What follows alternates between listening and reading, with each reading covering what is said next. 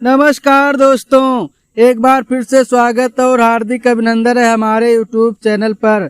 दोस्तों, कहते हैं कि सच्चा प्यार कभी नहीं मरता। एक ऐसी हैरान और परेशान कर देने वाली खबर आज हम आपके लेके आए हैं।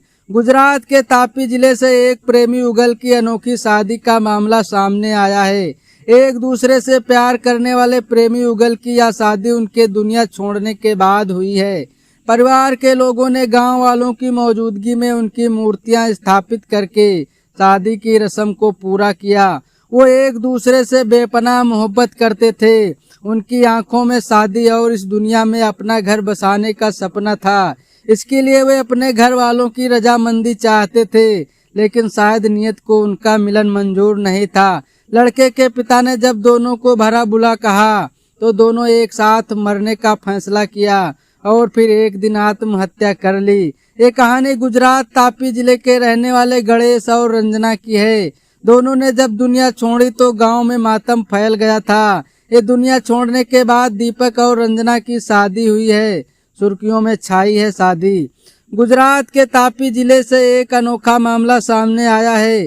जिले के निजार तालुक के नवा नवेला गाँव में 6 महीने पहले आत्महत्या कर ली थी। तब सामने आया था कि लड़के के पिता डांटने के कारण प्रेमी युवक को बुरा लगा था। उन्होंने आत्महत्या कर ली थी। अगस्त 2022 में इस दुनिया को अलविदा कहने वाले गणेश और रंजना की गांव में मूर्तियां स्थापित करके शादी की गई।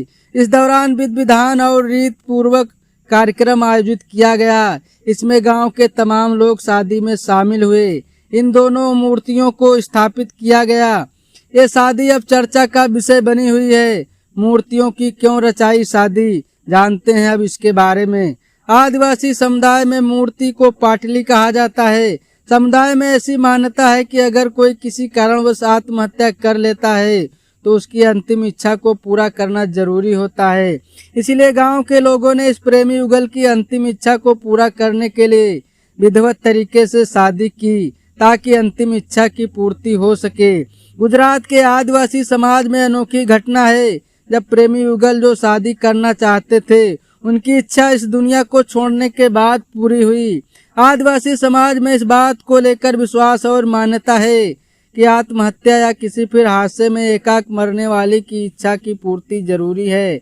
प्रेमी युगल की शादी को एक आदर्श विवाह बताया जा रहा है, तो वहीं दूसरी तरफ ऐसे माता पिता को सबक भी है जो जीते जी अपने बच्चों की तवज्जो नहीं करते और उनकी इच्छाओं को भी नहीं समझते और बाद में फिर पश्चाताप करते हैं। बाद में पश्चाताप करने से क्या फायदा जब ये अपनी औलाद इस संसार में ना रहे। दोस्तों, ये घटना आपको कैसी लगी हमें कमेंट करके जरूर सूचित करें। धन्यवाद।